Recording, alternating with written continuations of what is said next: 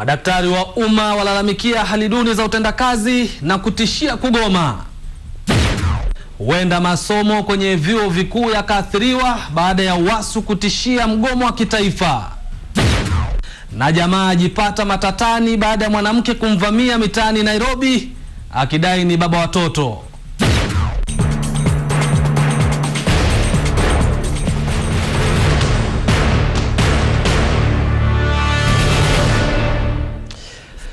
Assalamu alaikum mpenzi mtazamaji, popote pale ulipo kwenye pembe zote za nchi, natumai mzima wa afya.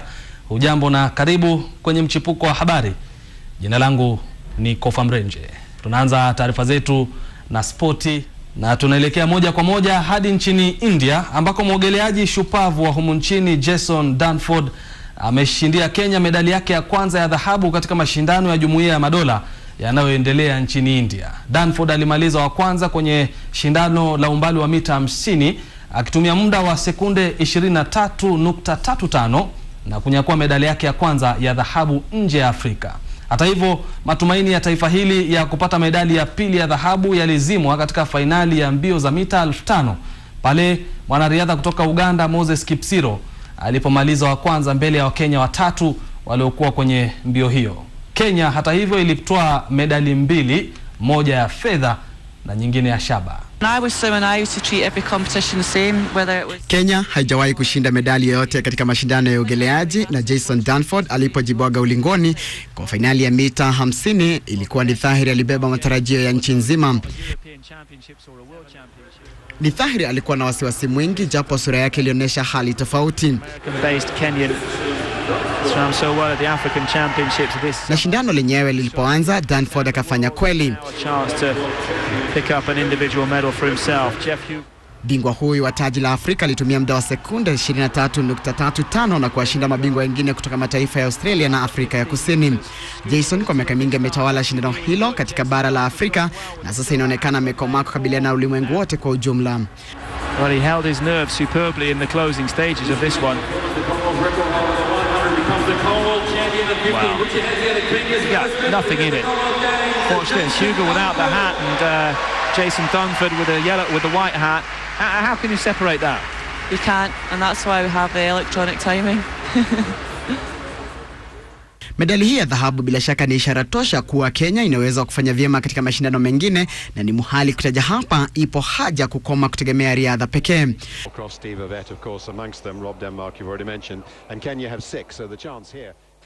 Na tunapotaja riadha, yalikuwa ni matarajio ya wengi kuwa timu ya taifa ingenyakua medali nyingine ya dhahabu kwenye mbio za mita 1500 za wanaume.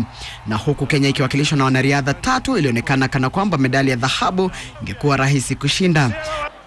Eliud Kipchoge alimaliza wa pili na kutoa medali ya fedha. Hadi kufikia sasa Kenya imeshinda jumla ya medali tatu, moja ikiwa ni ya dhahabu, moja ya fedha na nyingine ya shaba. Nikiripotia mchipuko wa habari, mimi ni Njoroge wa Githinji.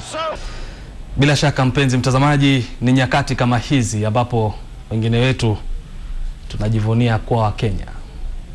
Hata hivyo, tukiachana na hayo, tuingie kwenye siasa sasa, ambako kundi la wabunge lililochaguliwa hapo jana kusimamia shughuli ya utekelezaji wa katiba bado halijakubaliana kuhusiana ni nani haswa atakayekuwa kiongozi pamoja na naibu wa kundi hilo lenye wanachama 27. Hii ni baada ya kukutana kwa muda wa saa 3 bila ya kuafikiana katika ukumbi wa kaunti ulioko humu jijini Nairobi. Ingawa sio wabunge wote waliohudhuria mkutano huo, wabunge hao sasa walitarajiwa kukutana tena baadaye jioni ya leo.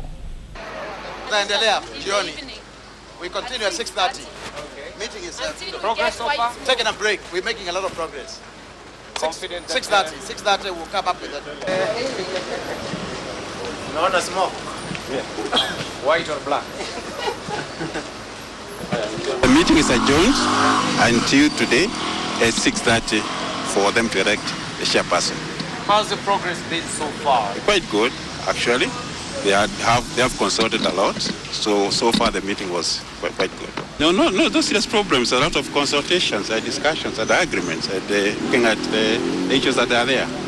So we do not have issues dealing with any controversy for that matter. It's the question of trying to build consensus. That's the way the House has been done so far.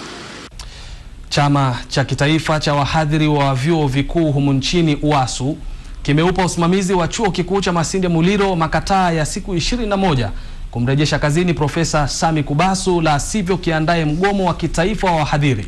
Viongozi wa chama hicho wanasema wameghadhabishwa vikali na hatua ya chuo hicho ya kumwachisha kazi Kubasu, ambaye ndiye mwenyekiti wa kitaifa wa chama hicho, baada yake kudinda kukubali wadhifa aliopewa na chuo hicho na kutakiwa kujiondoa kama kiongozi wa UASU.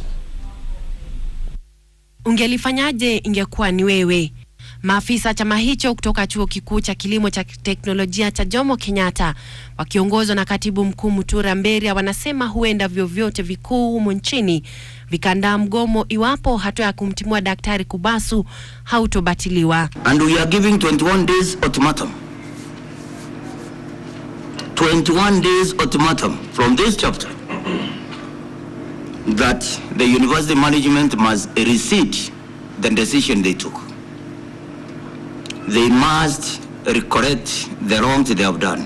Mberi anasema hatua iliyochukuliwa na msimamizi wa chuo hicho ni kinyume cha katiba pamoja na sheria za leba. And we find this one unacceptable, uncalled for, very uncultured, and we will not take it lying low. Wanataka pia kuachishwa kazi kwa mara moja kwa naibu chancellor wa chuo kikuu cha Masinde Muliro, Profesa Baraza Wangila, kwa kile anachokitaja kuwa uongozi mbaya. Viongozi hawa wanadai kwamba kutimuliwa kwa profesa huyo kunazua maswali chungu nzima. We consider the entire process, that is the sacking of our national chairman, not only the national chairman, but a very serious slap on the entire UASU fraternity. Wanadai hatua hiyo inatokana na msimamo wake dhidi ya uongozi mbaya wa ufisadi. It is very wrong to sack a union member because he has a dissenting voice. A voice that cries for the welfare of the member. A voice that cries for the welfare of the poor lecturer. Dena Mwangi nikiripotia Mchipuko Habari. Kundi moja la madaktari wanaohudumu humu jijini Nairobi sasa linalalamikia kile walichokitaja kuwa hali duni ya utendakazi pamoja na mishahara na marupurupu duni. Madaktari hao wanasema tayari baadhi ya wale wanaohudumu kwenye hospitali za umma wameanza kususia kazi kutokana na masuala hayo. Sasa wanaandaa mgomo wa kitaifa ili kuishinikiza serikali kuyazingatia maslahi yao. In any government hospital, the young doctors mostly do most of the work. It's what we call in our profession the donkey work.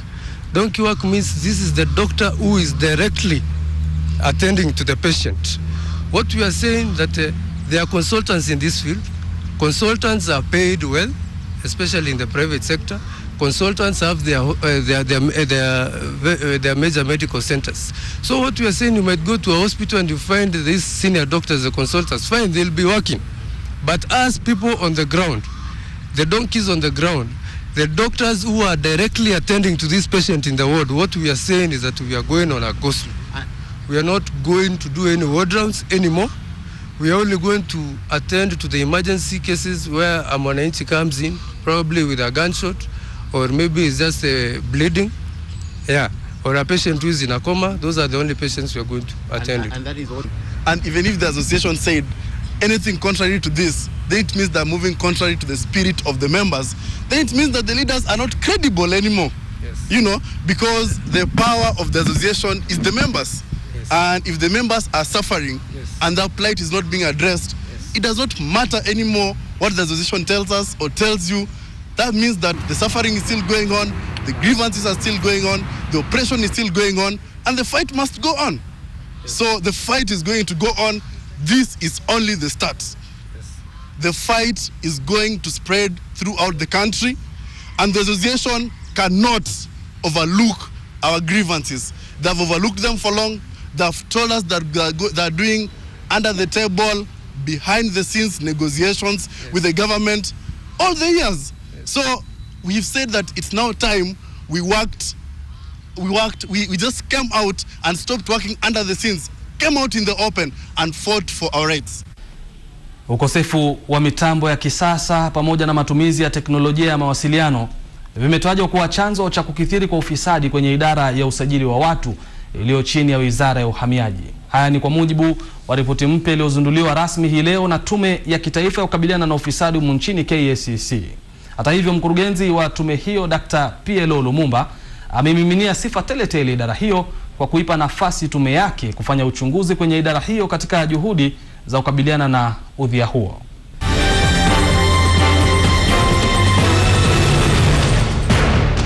Karibu tena mpenzi mtazamaji. Kulikuwa na kizaazaa kwenye barabara moja humu jijini Nairobi baada ya mwanamke mmoja kumvamia jamaa fulani ghafla akidai kwamba alikuwa baba ya watoto wake. Mwanamke huyo anadai kwamba jamaa huyo amekuwa akikwepa majukumu yake ya kuwalea wanawe. Iliwabidi maafisa wa polisi kuingilia kati angalau kuituliza hali hiyo.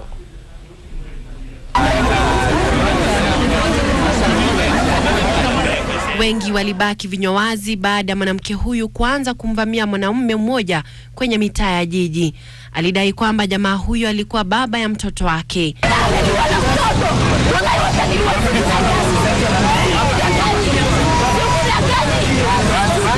Ikawa sinema ya bure kwa wapita njia.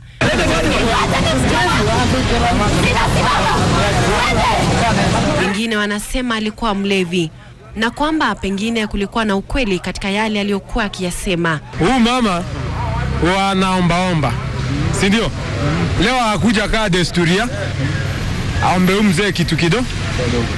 Mzee badala ya kumpa amempiga kofi. Siona? Sasa mama naye amemkamatia, amemkatalia. Sasa hapo ndio kisanga imeanzia. Ndio anampatianga pesa. So ni kama alichizika alafu akawachana na yeye. But huyo mama wanajuana na huyo mtu vema. Ya niko sure kwa sababu hawezi akaenda akamwandama kabla. Huku wengine wakidai kwamba pengine amerukwa na kichwa. Si yako sawa, yaani kichwa yake. Hata kuna siku ameingia supermarket akachukua vitu lakini hakulipa.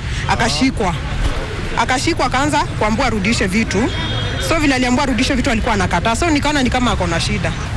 Sasa hawa mama machizi hakuna mtu anajuana na yeye, hata kukwamilia tu.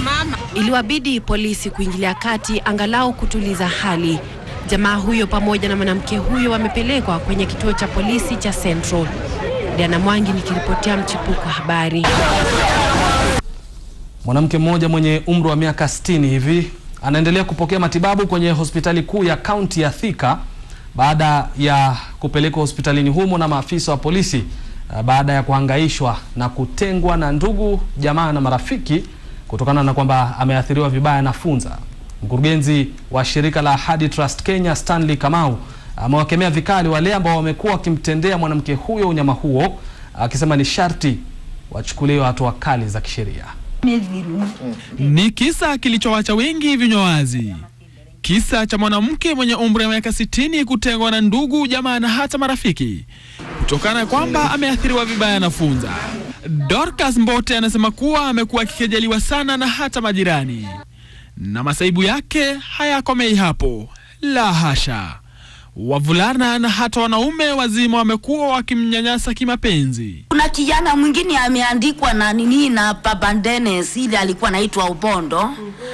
Alafu kijana alikuwa anakimbia na mimi ndio akuje kwangu. Mimi namwambia mimi sitaki hiyo mambo la wanaume.